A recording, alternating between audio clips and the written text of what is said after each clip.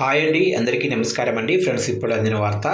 రైతుల ఖాతాల్లో నిధులు జమ చేసేందుకు ప్రభుత్వం గ్రీన్ సిగ్నల్ అంటూ అప్డేట్ అయితే రావడం జరిగిందండి రైతులకు సంబంధించి. అయితే ఇందుకు సంబంధించిన పూర్తి వివరాలు అయితే మన వీడియోలో తెలుసుకుందామండి. అంటే రైతుల ఖాతాల్లో నిధులు ఎప్పుడు జమ చేస్తారు ఏంటి అనేది క్లారిటీగా తెలుసుకుందామండి. వీడియో మాత్రం పూర్తి వరకు చూడండి ఫ్రెండ్స్, అప్పుడే మనకి పూర్తి సమాచారం అయితే తెలుస్తుంది. లేట్ చేయకుండా టాపిక్లోకి వెళ్ళిపోదాము. ఇక రైతు భరోసా నిధుల కోసం గత కొన్ని నెలలుగా తెలంగాణ అన్నదాతలు కళ్ళు కాయలు కాసేలా వేచి చూస్తున్నారు.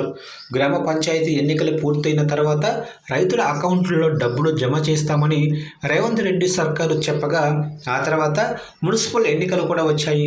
అయితే మున్సిపల్ ఎన్నికలు పూర్తి కాగానే అన్నదాతల ఖాతాల్లో రైతు భరోసా నిధులు వేస్తామని స్వయంగా ముఖ్యమంత్రి రేవంత్ రెడ్డి వెల్లడించారు. దీంతో ఎప్పుడెప్పుడు ప్రభుత్వం డబ్బులు తమ అకౌంట్లో వేస్తుందా అని రైతులు ఎదురు చూస్తున్నారు. ఇక ఈ నేపథ్యంలోనే తాజాగా తెలంగాణ కార్మిక ఉపాధి కల్పన శాఖ మంత్రి వివేక్ వెంకటస్వామి రైతు భరోసా నిధుల విడుదలకు సంబంధించి కీలక వ్యాఖ్యలు చేశారు. ఇక మంచిర్యాల జిల్లా చెన్నూరు అగ్రికల్చర్ మార్కెట్ కమిటీ కొత్త పాలకవర్గం ప్రమాణ స్వీకార కార్యక్రమానికి ముఖ్య అతిథిగా హాజరైన మంత్రి వివేక్ వెంకటస్వామి అన్నదాతల సంక్షేమం కోసం తమ ప్రభుత్వం కట్టుబడి ఉందని స్పష్టం చేశారు. మొత్తం 9,000 కోట్ల రైతు భరోసా నిధులను అకౌంట్లో జమ చేయనున్నట్లు మంత్రి వివేక్ వివరించారు. అయితే నిధులను 2 విడతల్లో పంపిణీ చేయనున్నట్లు వెల్లడించారు.